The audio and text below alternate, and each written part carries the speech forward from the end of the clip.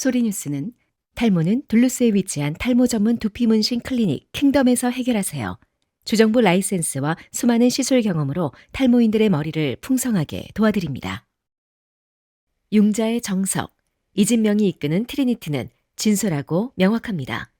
28년을 한결같이 융자는 이진명에게 맡기세요. 각종 반찬, 도시락, 잔치 음식으로 30년을 지켜온 한국의 맛, 나눔 잔치집 404-543-9113 오늘 식탁이 파티가 됩니다. 여러분의 눈높이에 맞춰 정조준하는 교통사고 전문 정준법률사무소 한 곳에서 시작되는 안정된 미래 선우앤 선우 종합보험 후원으로 만들어지고 있습니다. 2월 24일 화요일 뉴스웨이브25 소리뉴스입니다. 조지아주의 비영리 단체들이 지적 발달장애인을 위한 메디케이드 와이버 확대를 요구하며 주의회를 상대로 예산 증액을 촉구하고 있습니다. 페어런트 투 페어런트 오브 조지아는 브라이언 캠프 주지사가 제안한 100개의 신규 와이버 슬롯으로는 수요를 충족하기에 턱없이 부족하다며 이번 회계 연도에 1217개 슬롯을 배정해야 한다고 밝혔습니다. 라토야 팔머 에디 최고 경영자는 현재 제한된 100개의 슬롯은 수년째 대기 중인 가정들의 현실을 반영하지 못한다며 신규 옵션 면제와 종합지원 면제 와이버는 장애인이 가정과 지역사회에서 생활할 수 있도록 돕는 핵심 제도라고 말했습니다. 신규 옵션 면제 및 종합지원 면제 와이버는 치료 서비스, 가정 내 돌봄, 지역사회 기반 지원, 보호자 휴식 서비스 등을 포함합니다. 해당 제도는 장애인이 시설이 아닌 가정에서 생활할 수 있도록 지원하는 것이 목적입니다. 그러나 승인까지 수년이 걸리는 경우가 많아 보호자들의 부담이 가중되고 있습니다. 발도스타 인근에 거주하는 한 보호자는 자폐를 앓는 10대 자녀를 24시간 돌보고 있다며 와이버가 승인되면 가정 내 전문 돌봄 지원을 받을 수 있어 직장 유지와 생계 안정에 큰 도움이 될 것이라고 밝혔습니다.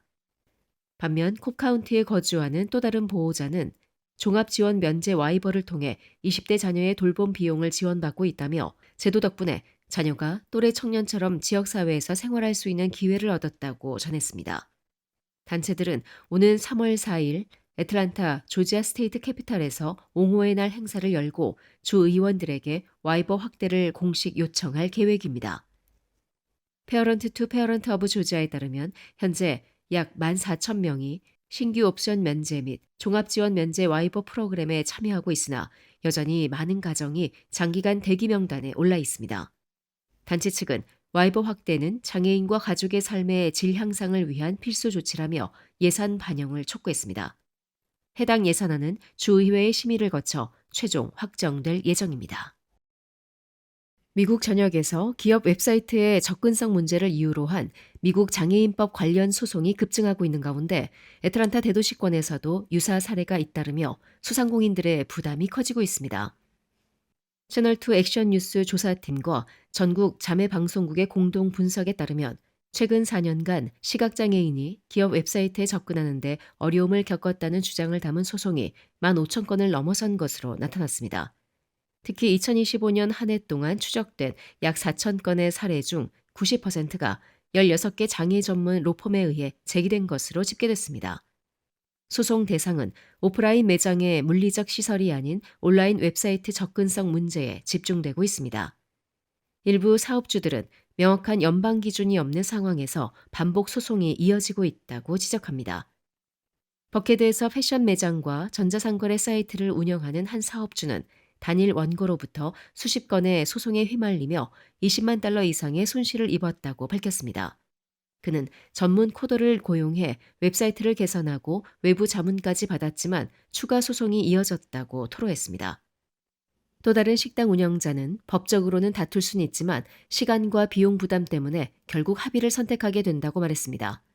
또 꽃집을 운영하는 업주 역시 장애인을 돕는 취지에는 공감하지만 소규모 사업체가 감당하기 어려운 구조라고 전했습니다. 현행 미국의 장애인법은 오프라인 시설에 대해서는 구체적 지침을 두고 있지만 웹사이트 접근성에 대한 통일된 기준은 마련되지 않은 상태입니다. 이에 따라 법원은 사건별로 판단하고 있으며 기업들은 합의 이후에도 추가 소송에 직면할 수 있습니다. 전문가들은 장애인의 접근권 보장이라는 취지를 유지하면서도 명확한 웹 접근성 기준 마련이 시급하다고 지적했습니다. 조지아주 하원이 교통단속 시 운전자가 도로 오른쪽 갓길에 정차하도록 의무화하는 하원 법안 1144호를 통과시켰습니다. 이번 법안은 좌측 추월 차선이나 중앙분리대 인근에 차량을 세우는 위험을 줄여 경찰관과 운전자 모두의 안전을 강화하기 위한 취지로 마련됐습니다. 법안을 발의한 마빈림 주 하원의원은 일부 운전자들이 단속 상황에서 당황해 좌측 갓길이나 추월 차선에 차량을 세우는 사례가 발생하고 있다며 이 같은 위험 요소를 사전에 차단하기 위한 조치라고 설명했습니다. 전직 주경찰관 출신인 랜디 로버트슨 상원의원도 법안을 지지했습니다. 그는 좌측 차선은 고속주행 차량이 오가는 구간으로 단속 과정에서 매우 위험한 환경이 조성될 수 있다며 명확한 법적 기준이 필요하다고 강조했습니다. 하원 공공안전위원회 역시 법안의 필요성에 공감하며 초당적으로 지지했습니다. 의원들은 메트로 애틀랜타를 비롯한 조지아 전역의 혼잡한 고속도로 환경에서 단속 과정 중 발생할 수 있는 2차 사고 위험을 줄이는 데 법안이 기여할 것으로 기대하고 있습니다. 해당 법안은 하원을 통과했으며 상원 심의를 거쳐 최종 의결될 경우 주지사 사명을 통해 시행될 예정입니다. 법안이 발효되면 교통단속 시 운전자는 원칙적으로 오른쪽 갓길에 정차해야 하며 이를 위반할 경우 관련 처벌 규정이 적용됩니다. 워너브라더스 디스커버리가 주최한 설날 기념 행사에 미 동남부 국악협회가 공연팀으로 초청받아 한국 전통문화를 선보였습니다. 지난 17일 열린 행사는 아시아 문화 다양성을 기념하기 위해 마련된 기업 내 문화 행사로 중국팀과 한국팀이 함께 참여해 각국의 전통 예술을 소개하는 뜻깊은 무대를 꾸몄습니다. 한국팀은 전통 부채춤, 설장구춤, 유스 가야금 병창 공연을 선보이며 한국 고유의 아름다움과 흥을 현지 관객들에게 전달했습니다. 화려한 색감과 절제된 선의 미학이 돋보인 부채춤은 무대를 한층 우아하게 물들였고 역동적인 장단이 인상적인 설장구춤은 관객들의 큰 호응을 이끌어냈습니다.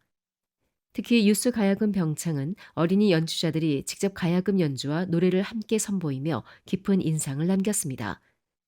전통악기의 섬세한 선율과 맑은 목소리가 어우러진 무대는 관객들로부터 큰 박수와 환호를 받았습니다. 이번 공연은 글로벌 미디어 기업이 주최한 공식 행사에서 한국 전통문화를 소개했다는 점에서 의미가 큽니다.